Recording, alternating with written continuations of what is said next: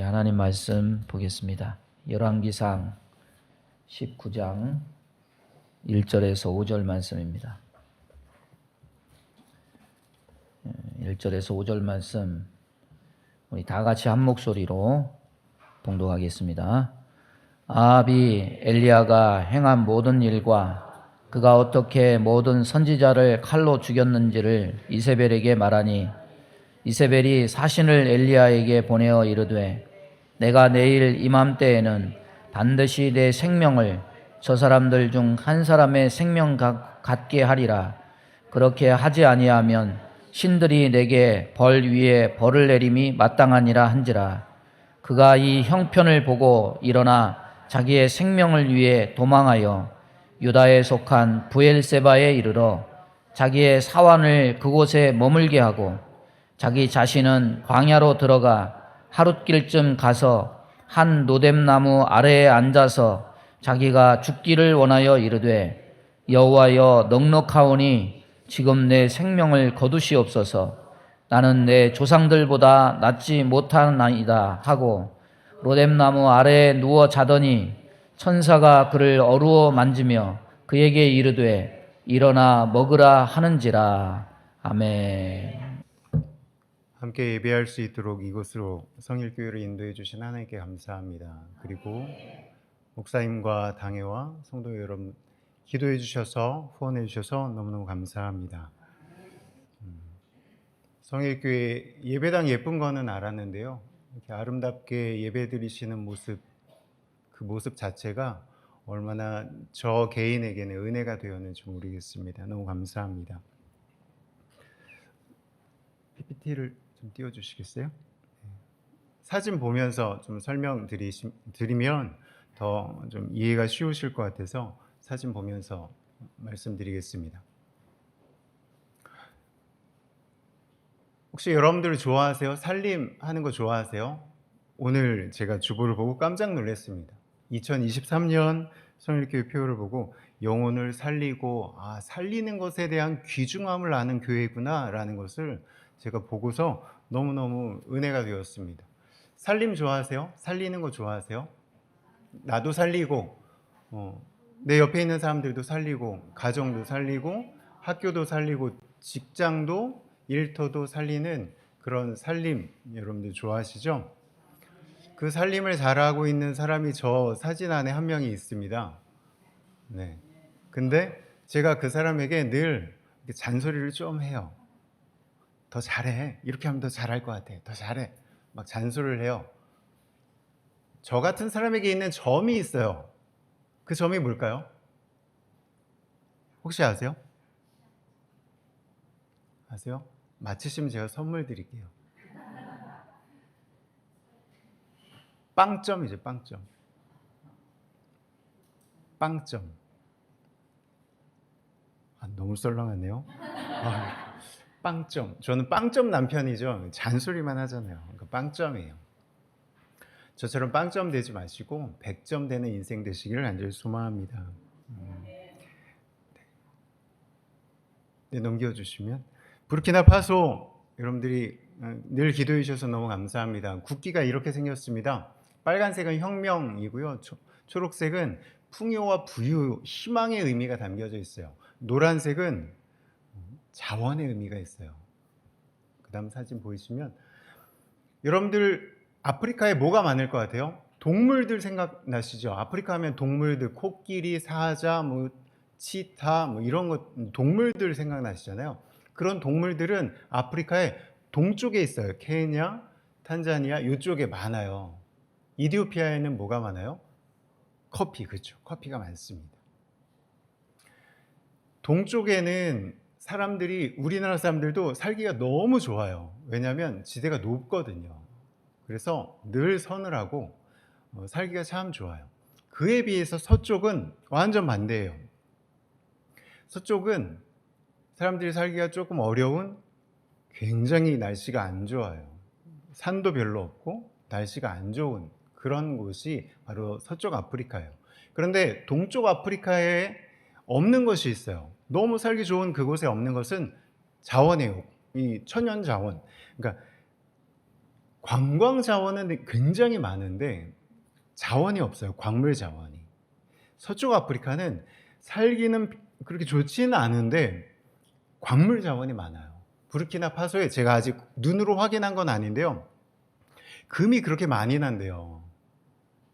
그럼 부자 돼야 되잖아요. 근데 왜 부자가 못 됐을까요? 세계에서 손꼽히는 가난한 나라 중에 한 나라이거든요. 왜 부자가 못 될까요?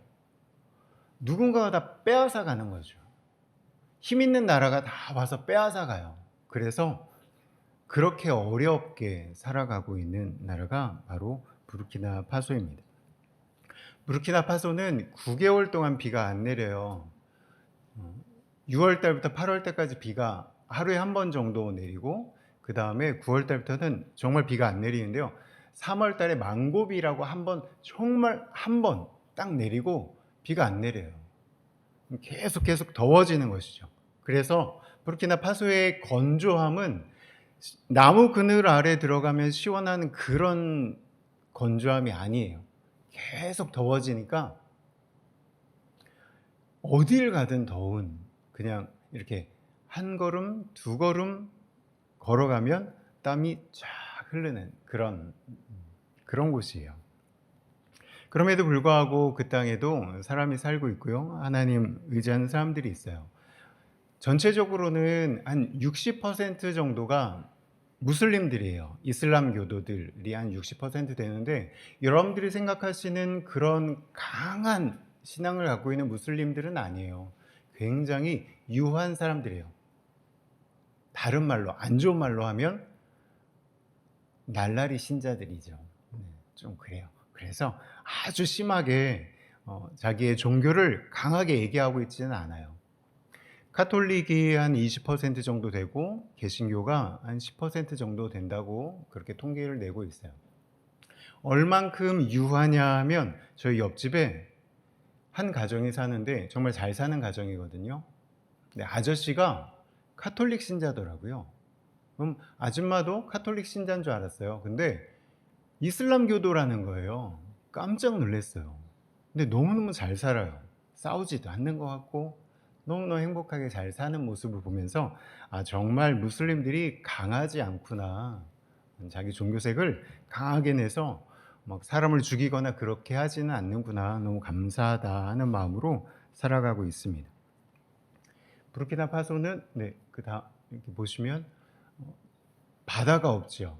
바다가 없습니다. 여러분들이 잘 아시는 이쪽 지역의 나라는 아마 가나일 텐데요. 가나는 들어보셨을 거예요. 가나는 영어권이고요. 그 나머지 나라들은 다 프랑스어를 쓰는 그런 나라들입니다. 프랑스의 지배를 받았던 나라들이죠. 지금도 프랑스의 영향력 아래 있습니다. 그런데 부르키나파소가 얼마 전에 선교 편지를 읽어보신 분들은 아실 텐데요. 북한이랑 손을 잡게 되었어요. 예전에 한 30년 전에 북한이랑 수교를 맺었는데 그걸 끊었거든요. 근데 다시 손을 잡게 되었어요. 왜냐하면 부르키나파소 위쪽에 있는 말리가 있죠. 말리 접경 지역, 국경 지역에 테러가 계속 일어나는데 누가 테러의 배후인지, 누가 테러를 자꾸 일으키는지 모르고 있어요. 그런데 아무튼 그 지역에서는 사람들이 살 수가 없어서 사람들이 다 가운데 보시면 와가두구가 있죠. 저희가 수도인데요. 와가두구로 막 사람들이 내려오고 있어요. 그걸 잡아보겠다고, 그 테러를 끝내버리겠다고 북한이랑 딱 손을 잡은 거예요. 무기를 사고 싶거든요. 살상 무기, 사람들을 죽이는 무기를 아무 데도 안 파는데 북한만 팔았나 봐요. 그래서 북한이랑 손을 잡고 지금 북한의 도움으로 테러를 잡겠다고 애를 쓰고 있습니다. 뿐만 아니라 옆에 니제르 보이시죠? 니제르에 최근에 쿠데타가 일어났습니다.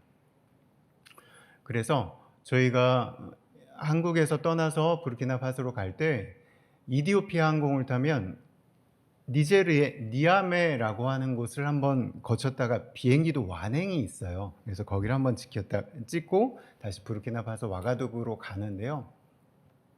니아메가 지금 쿠데타가 일어나면 제일 먼저 하는 게 국경을 폐쇄합니다. 비행기가 저희가 이제 가야 되는데 8월 말에 가야 되는데 어떻게 될지, 국경이 열릴지 아니면 니아메이를 거치지 않고 갈 수 있는 방법이 있는지 잘 모르겠습니다. 부르키나파소는 작년에 2번의 쿠데타가 일어났어요. 사람들이 많이 죽진 않고 자연스럽게 쿠데타가 성공을 해서 지금 내년 7월까지 쿠데타 정부가 정권을 잡고 있겠다 이렇게 얘기를 하고 있는 실정입니다. 그때 가봐야 알겠죠. 어떻게 될지 모르겠습니다. 그러나 지금 서부 아프리카의 여러 곳이 계속해서 쿠데타가 일어나고 있습니다. 이 쿠데타가 일어나면 선교사님들이 가장 어렵게 됩니다. 특별히 니아메이 같은 곳, 말리 같은 곳은 무슬림이 굉장히 강한 나라들이어서 선교사님들이 위험해질 수 있습니다. 여러분들 부르키나파소를 위해서 기도하실 때 조금 더 넓게 니제르, 말리에 계신 선교사님도 여러분들이 아시는 분들은 그분들의 이름을 부르시면서 모르셔도 상관없습니다. 그곳이 안정적으로 정치가 안정이 돼야 선교사님들이 계실 수 있습니다. 그곳에 있어야 선교가 되지요. 여러분들의 기도 제목 안에 꼭 넣고 기도해 주시기를 부탁드립니다. 네. 왼쪽 사진 보시면 도로예요. 굉장히 넓은 도로예요. 부르키나파소에서 많이 볼 수 없는 넓은 도로입니다. 오토바이에 닭이 많이 실려 있는 거예요. 한 50마리에서 70마리는 될 것 같습니다. 닭을 많이 먹어서 저렇게 옮기는 차들이 있습니다. 근데 저것 때문에 찍었지만 한 가지 더 보여드리고 싶어서 설명드리는데요. 길을 한번 보세요.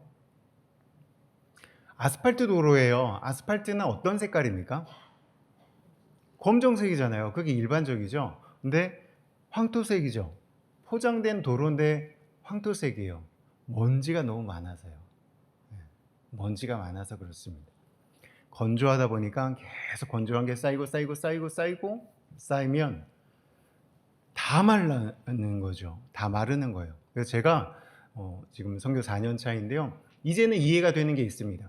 예전에 TV에서 보면 빨래를 열심히 잘 빨아가지고 땅바닥에다 널면서 이렇게 말리는 모습을 본 적이 있어요. 근데 부르키나파소 그거 가능합니다. 왜냐하면 빨리 마르고 먼지 위에 빨래를 올려놓아도 툭툭 털면 먼지가 다 털려요. 그만큼 건조한 거죠. 모든 것을 먼지로 다 덮는 나라가 부르키나파소입니다. 오른쪽 아래에 있는 사진은 와가두구에 있는 대학교입니다. 와가두구에 대학이 많은데요. 그 중에 와가두구 대학이에요. 와가두구 대학에 제가 자세히 꼬치꼬치 물어보진 않았는데 아마 수강 신청을 하는 것 같더라고요. 학생들이 저 더운 날 쭉 길게 서가지고 수강 신청한다고 서 있는 모습입니다. 와가두구 대학이 굉장히 넓은데요. 그곳에서 한 강의실로 가려면 오토바이를 타고 다니더라고요. 다른 나라에서 유학을 올 정도로 아주 좀 유명한 대학이지만 여전히 대학은 우리로 보면 예전의 모습들로 조금 많이 낙후되어 있는 모습을 볼 수 있습니다. 제가 사역하고 있는 제가 살리는 이야기들을 한 3가지 정도로 나누어서 말씀드려 보려고 합니다. 제가 섬기고 있는, 제가 살림하고 있는 곳 중에 첫 번째는 한인교회입니다. 저희 한인교회는 넘겨주시면 9명이 예배드립니다. 성일교회 예배당 너무 예쁜 이 예배당에 와서 예배드리는 게 저에게는 큰 감격이었고 성도들과 함께 이 예배당을 그리고 교회를 사랑하는 성도들이 함께 찬양하고 함께 기도하는 모습이 저에게는 큰 은혜가 되었습니다. 진심으로 정말 은혜가 되었어요. 저희는 9명이 거실에서 예배드립니다. 교회가 따로 건물이 없고 가정집을 빌려서 그곳에 거실을 이용해서 예배를 드리고 그 예배당은 저희 가정이 살고 있는 집이기도 합니다. 왼쪽을 보시면 저기 대문인데요. 대문에 안쪽이에요. 바깥쪽이 아니고 안쪽이에요.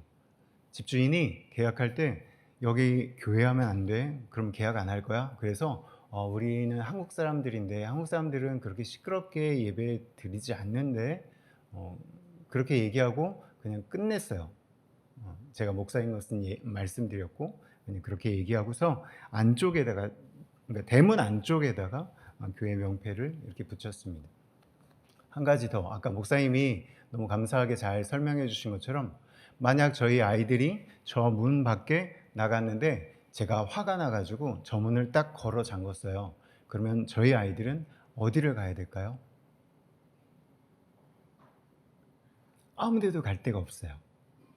그래서 제가 나중에 아들이 정말 저를 속상하게 하면 그걸 써먹을까 생각하고 있는 방법이 하나 있어요. 네.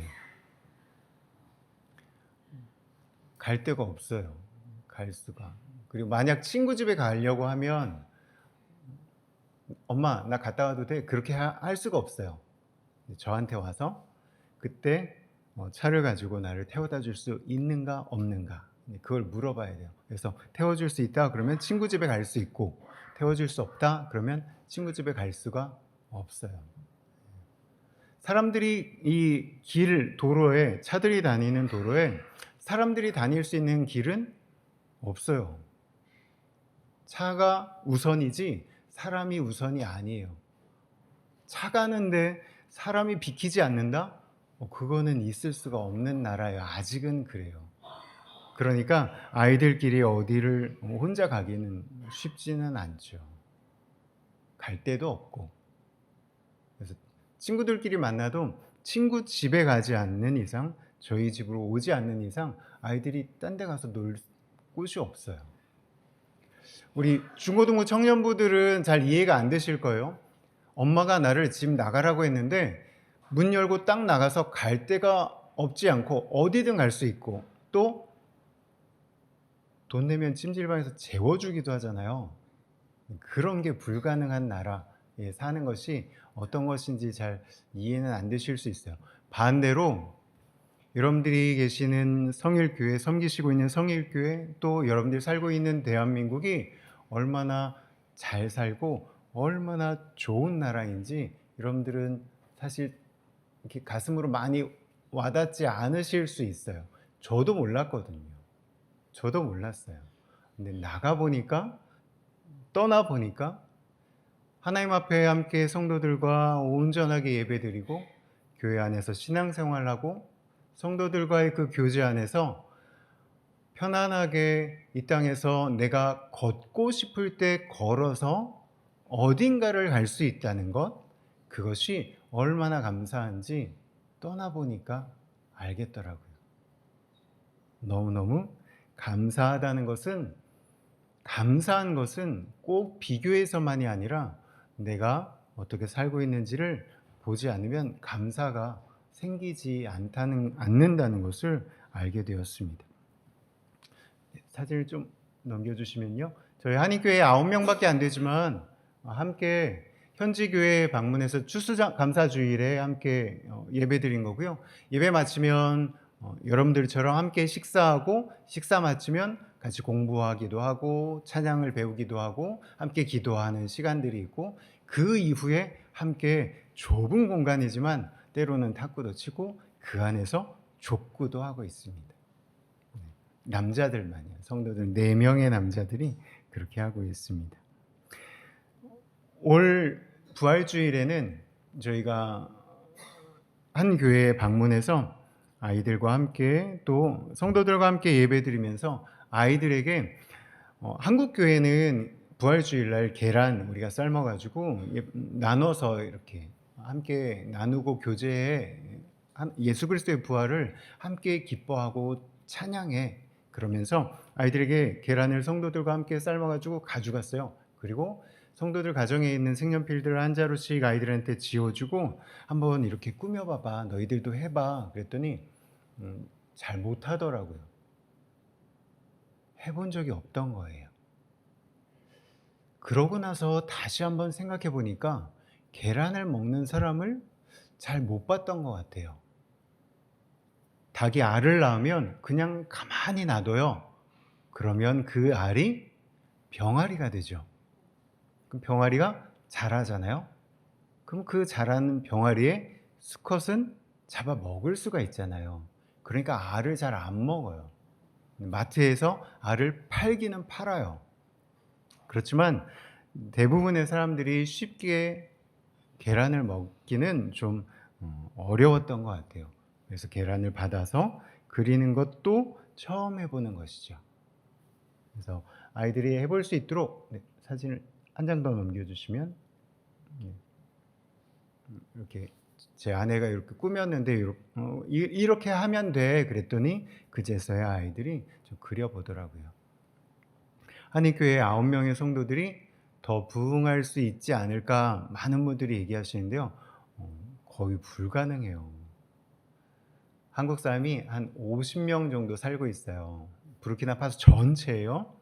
와가두구하고 보보라고 하는 지역, 두 지역에만 살고 계신데 대부분은 평신도 선교사님들이고, 와가두구에는 저희 가정 한 가정과 은퇴하고 오신 목사님 가정, 목사 가정은 2가정밖에 없어요. 보보에도 목사님 가정이 2가정 계시고, 다들 선교 사역들을 하고 계셔서 와가두구 한인교회가 9명으로 예배를 드리고 있습니다. 그 중에 3명이 중고등부입니다. 그 중에 2명이 저희 아이들이고요.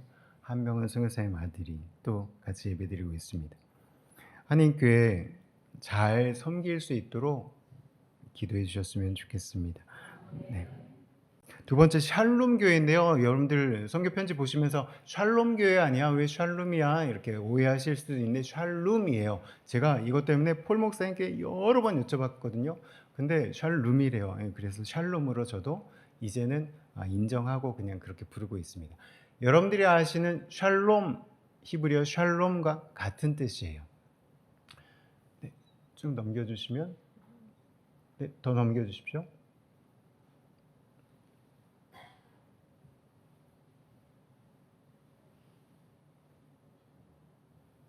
뭐 보셨어요? 뭐가 보이시나요? 앞으로 넘겨주시면 감사하겠습니다. 네, 전의 장면으로. 이거 그냥 설명드릴게요. 목사님하고 사모님이세요. 그리고 딸, 2살 배기 딸인데요. 아들이 하나 있어요. 6살짜리 아들. 이렇게 4명이 한 가정으로 살고 계신데요. 이거는 목사님 사모님 눈이 안 좋으신 것 같아서 조심스럽게 여쭸어요.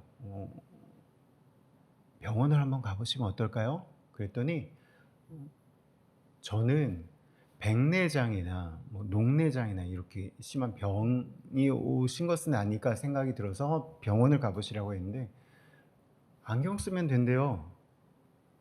안경만 쓰면 된다는 거예요. 너무 감사했어요. 그래서 안경을 하실 수 있도록 도와드렸어요.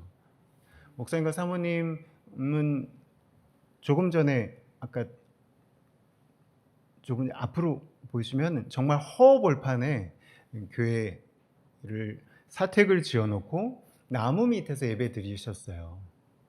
그러다가 저랑 연결이 되어서, 네, 저게 교회인데요. 저게 작아 보이지만 10m에 15m 건물이에요. 이렇게 예쁘지 않고요. 그냥 블럭 딱 쌓고 함석으로 딱 지붕하면 끝.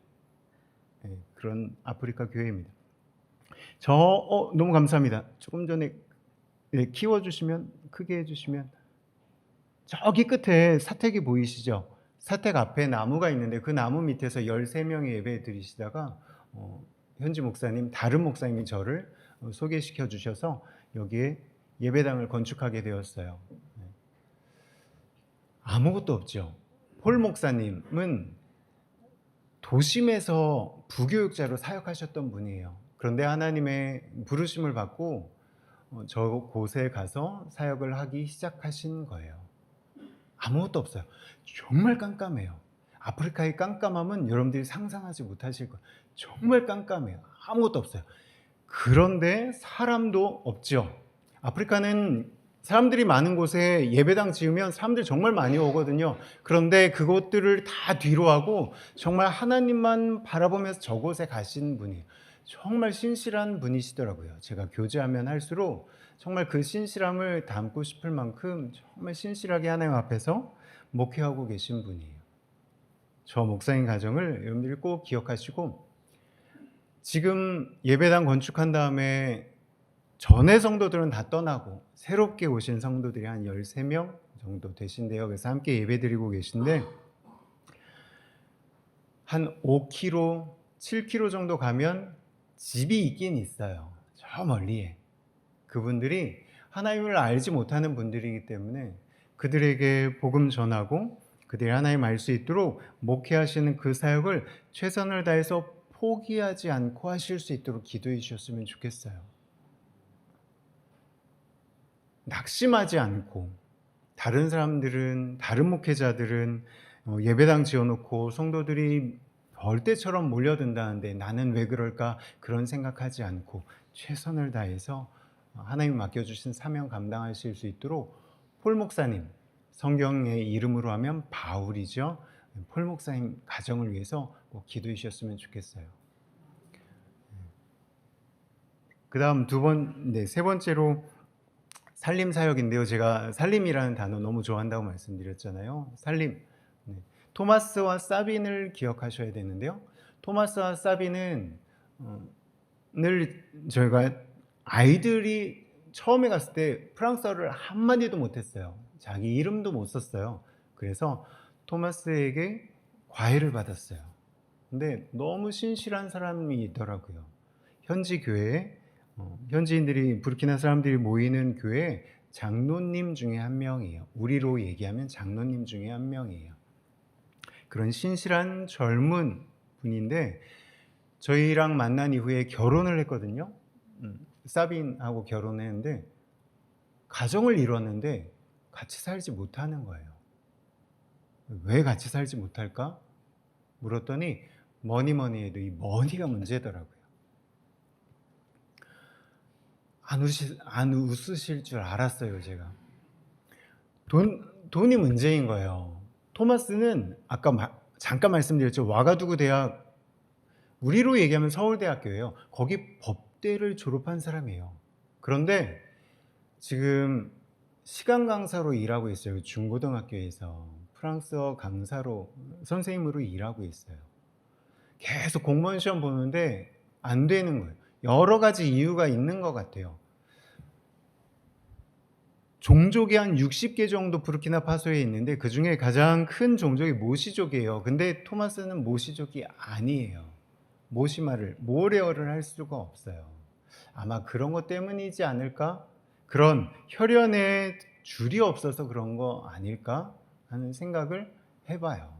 근데 어찌됐든 토마스가 결혼을 했는데 같이 살지 못해서 사빈이 무엇을 하고 있나 봤더니 400km 정도 떨어진 곳, 와가두구에서 400km 떨어진 곳에서 대학을 졸업하지 않고 결혼한 이후에 직장을 구해서 살고 있더라고요.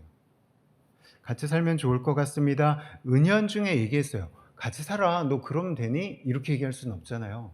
하나님이 이루게 하신 그 가정을 아름답게 만들어가야 되지 않을까? 같이 살아가야 되지 않을까? 여기에는 저의 이런 마음도 담겨져 있는 거죠.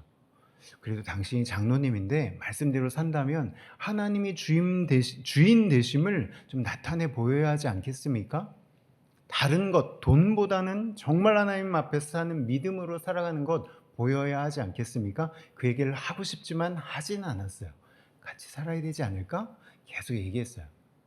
그러다가 사빈이 받는 그 월급에 해당하는 금액을 후원하면 같이 살 수 있지 않을까? 하고 제안을 했더니 토마스가 사빈과 의논을 하고 나서 그렇게 할 수 있지만, 그렇게 하면 되지만 지금은 안 됩니다. 이렇게 얘기하는 거예요. 지금은 안 돼요. 왜요? 왜 안 돼요? 그랬더니 계약을 했는데 그 노동계약이 프랑스 법을 따라서 너무너무 엄격한 거예요. 그래서 고용인이든지 고용주든지 누구 하나 계약을 깨면 이 위약금을 물어야 되는데 위약금이 너무 큰 거예요. 그래서 안 돼요. 그렇게 해서 그러면 그게 가능하게 될 때 얘기해 주세요. 그렇게 하고 얘기가 끝났어요. 그런데 아까 테러 일어났다고 했잖아요. 그 테러 때문에 사빈이 일하던 그 일터가 문을 닫게 되었어요. 갑자기 사빈도 살려고 정말 갑자기 도망을 나왔던 거예요. 그리고 나서 계약의 모든 것들이 해결이 되고 와가두그로 올 수 있게 되었어요. 너무 감사하게. 그런데 아프리카 선교사인 저에게도 지금도 해결하지 못한 문제가 하나 있어요. 그것은 어떻게 돕는가에 대한 거예요. 도와주세요 하는 사람들이 참 많아요. 길에도 있고 여러 곳에 너무나 많아요. 그들에게 어떻게 돕는 것이 그들의 영혼을 살리고 그들의 인생을 살리는 것이 될까에 대한 고민이 있어요. 늘 달라고 할 때 그 손에 무엇인가를 안겨주면 그들의 영혼이 살아날까에 대한 고민이 여전히 있어요. 토마스와 사빈을 돕는데도 제 안에 그런 고민이 있었어요. 어떻게 돕는 것이 이 가정을 정말 살리는 것일까? 그래서 생각해낸 게, 그래서 기도하면서 찾아낸 게 아이들을 섬기는 거였어요. 토마스와 사빈이 이 아이들을 섬길 수 있도록 그렇게 길을 열어주는 것이 이 가정에게 필요한 것을 주는 그 너머에 하나님의 일하심을 볼 수 있는 것이 되겠구나라고 생각하게 된 거죠. 잘 기억하셔야 돼요. 아이들을 돕기 위해서 토마스와 사빈을 고용하고 어떻게 하면 이 아이들을 잘 도울까를 생각하는 것이 아니라 어떻게 하면 토마스와 사빈이 가정이 하나님 앞에서 온전하게 살림을 받을 수 있을까, 살려질까를 고민하다가 이 아이들을 도울 수 있게 되었던 거예요. 처음에는 그래서 저희가 간단하게 시작했어요. 한 달에 한 번씩 아이들을 만나서 맛있는 것도 사주고 하나님 말씀 얼만큼 읽었나 성경 말씀 읽은 것도 체크해주고 하나님 말씀 외우는 것도 체크해주고 이미 교회를 다니고 있는 아이들이었거든요. 그리고 1년 학비를 주면 아이들이 공부할 수 있겠구나. 고등학교를 졸업할 수 있을 때까지 후원을 해주면 이 아이들의 길이 열리겠구나라고 생각하고 후원하기 시작했어요. 시간이 가면서 토마스 사빈이 이 아이들을 만나면서 이 아이들뿐만 아니라 이 아이들이 속해 있는 그 가정이 함께 어렵다는 것을 알게 되었어요. 먹을 거에 대한 고민이 있다는 걸 알게 되었어요. 그래서 아이들을 만나서 맛있는 걸 먹여주는 걸 좀 줄이고 충분히 그걸로 2달에 한 번씩 이 가정에 비누도 주고 치약이나 칫솔, 식용유, 파스타, 면, 때로는 쌀 이런 것들을 전해주면 가족들이 조금 풍성하게 먹을 수 있겠구나, 살 수 있겠구나 라고 하는 것을 사빈이 아이디어를 냈어요. 그래서 그렇게 하고 있어요. 그 사진입니다. 그리고 아이들을 조금씩 더 알아가다 보니까 학교에 걸어 다니는 아이들이 있다는 거예요. 1시간씩이요.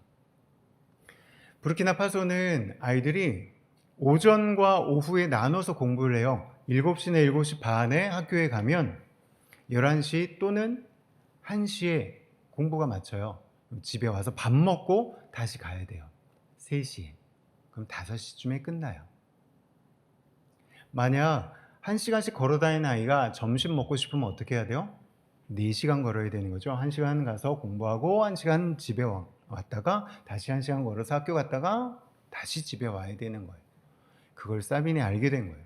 그래서 저희가 한 달에 한 번씩 저와 아내와 토마스 사빈이 회의를 하는데요. 같이 기도하고 회의하는 시간이 있는데 그때 그 얘기를 해줘서 그러면 이 아이들에게 어떻게 자전거를 전해주면 좋을까? 어떤 아이는 자전거가 이미 있고 어떤 아이는 없고 그래서 공평하게 똑같은 것으로 아이들에게 전달해주면 좋겠다라고 하는 의견이 모아져서 함께 어린이날 즈음에 전달하게 되었습니다. 석 달에 한 번씩 저와 아내는 이 아이들을 만나서 3가지를 꼭 잊지 말라고 얘기합니다. 첫 번째는 하나님이 너희들 사랑하고 계셔. 그걸 느낄 수 있었으면 좋겠고 볼 수 있었으면 좋겠어. 2번째는 살아계신 하나님의 말씀이 너희 인생에 가장 중요하다는 것을 잊지 마. 3번째는 토마스와 사빈 가정, 이 신실한 사람들의 가정을 잘 눈여겨 보았으면 좋겠어. 깨진 가정이 너무너무 많거든요. 신앙생활하면서도 깨진 가정이 너무 많아서 그 가정의 아름다움을 꼭 보고 그 가정을 이루는 것을 꿈꾸면 좋겠다라는 것을 늘 얘기하고 있습니다. 마지막으로 오늘 우리가 함께 읽은 본문의 말씀 여러분들 함께 읽어주셨는데요. 그 말씀에 등장하는 한 인물이 있습니다. 누구인가요? 엘리야이죠. 엘리야가 지금 4절에 보시면 무엇을 하나님께 구하고 있습니까? 죽음을 구하고 있죠. 이세벨의 손에 죽고 싶지 않아요. 하나님 손에 죽고 싶어요. 그렇게 얘기하고 있죠. 그런 엘리야의 모습은 17장과 18장에서의 모습과는 대조적으로 완전히 신앙의 저 밑바닥을 걷고 있는 모습이죠. 이 본문의 말씀을 보면서 저의 모습과 비슷하구나라는 것을 알게 되었어요. 선교지에 있지만 늘 롤러코스터 타듯이 올라갔다가 내려갔다가 와 이제 정말 하나님 일하시는 것 같아 했다가도 난 뭐하지? 난 뭘까? 하나님 나 왜 보내셨을까? 나보다 더 능력 있는 사람 보내시지 왜 이렇게 하셨을까? 선교 잘하는 사람들 너무나 많은데 그런 사람들 보내시지 나는 왜 보내셨을까? 이렇게 잘 일하지도 못하고 하나 하려면 막 따져서 이게 맞냐 그러냐 늘 생각하는 왜 나 같은 어떻게 보면 정말 작은 사람 보내셨을까에 대한 고민들이 있어요. 그런 저에게 하나님이 말씀해 주시는 말씀이 바로 5절이에요. 하나님 나 죽여주세요. 로뎀나무 아래에 누워있는 엘리야를 향해서 다른 얘기하지 않으시고 너 끝이야. 넌 땡이야. 넌 안 돼. 다른 애 부를 거야. 다른 애 쓸 거야. 다른 애 세울 거야. 그렇게 하지 않으시고 조용히 와서 어루만져 주시고 일으켜 세워주시고 새로운 사역 감당할 수 있도록 먹을 것을 주시는 그 하나님을 보게 되었어요.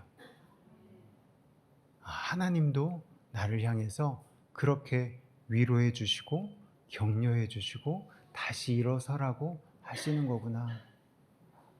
성도들의 기도로 성도들의 후원으로 그 삶을 살 수 있도록 하나님이 계속 이 자리에 있게 하시는 것은 내가 생각할 때는 너무 작고 내가 생각할 때는 안 될 것 같고 맞지 않는 사람처럼 보이지만 나를 통해서 하나님이 그 사역 하게 하시기 위함이구나 라는 것을 알아가고 경험하고 있습니다. 그 사역 할 수 있도록 기도해 주셔서 너무너무 감사해요. 그리고 바라기는 성도 여러분들 어디에 계시든지 여러분들의 가정이든지 여러분들의 학교이든지 여러분들이 알바하는 곳이든지 여러분들이 일하시는 곳이든지 여러분들의 사업장이든지 그곳에 하나님이 있게 하신 것은 오늘 본문에 있는 것처럼 하나님이 그곳에서 여러분들이 필요하기 때문에 그 자리에 보내신 것이라는 것을 잊지 않는 것입니다. 하나님은 여러분들을 통해 살리기를 원하시거든요. 저처럼 작은 일들을 하나 해가다가 저 6명의 아이들을 살리고 있는 것처럼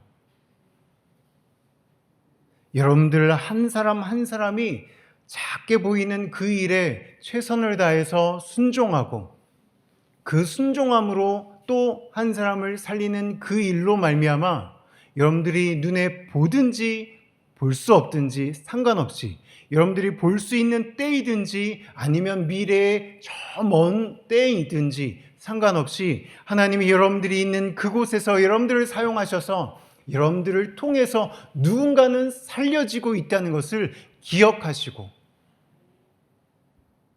함께 저와 함께 하나님이 세우신 그곳에서 사람을 살리는 그 일에 동참하심으로 우리가 한 자리에서 함께 예배하고 한 자리에서 함께 신앙생활을 할 수는 없지만 하나님 앞에서 하나님 안에서 함께 세워져 가고 자라는 것을 누리며 살아가는 우리 모두가 되기를 간절히 소망합니다.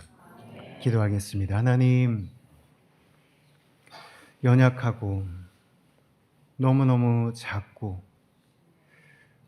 내가 하는 것이 무엇일까? 이것이 맞는가? 늘 그 자리에 맴돌고 있는 연약한 저를 저 먼 나라 생전 들어보지도 못했던 부르키나파소에 보내셨고 그곳에서 성도들의 기도와 후원으로 주의 사역 감당할 수 있게 해주신 하나님 감사합니다. 하나님, 나를 통해서 일하신 하나님, 오늘 이 시간 잠깐 증거하였습니다. 하나님이 살아계셔서 역사하심으로 그 일들 감당하게 하신 것처럼 우리 모든 성일교회 성도님들 계신 그곳에서 주님 의지하며 살아갈 때 하나님 우리 성도들의 그 삶과 섬김과 감사와 찬양과 기도를 통하여서 우리가 알지 못하는 때에 하나님의 그 귀한 우리의 삶을 통해 많은 사람들이 살려질 수 있도록 주여 도와 주옵소서. 그 사역 감당하며 살아갈 수 있도록 믿음 더하여 주시고 순간순간마다 지혜 더하여 주시고 주님의 귀한 물질도 허락하여 주셔서 주님의 영광 가운데 살아갈 수 있는 모든 성일교회 성도님들 되실 수 있도록 주여 도와 주옵소서. 도우시고 함께 하시는 그 하나님을 기대하며 우리 구주 예수 그리스도의 이름으로 기도합니다. 아멘. 십자가에서 보혈을 흘려주신 예수 그리스도의 은혜와 하나님 아버지의 만극하신 사랑하심과 성령님의 교통하심이 오늘 말씀을 듣고 하나님 일에 동참하여 많은 영혼을 살리고 하나님께 영광 돌리기로 소원하고 다짐하는 성도들 머리 위에 또 우리 선교사님 사역 위에 성일교회 위에 영원토록 함께 있을지어다. 아멘.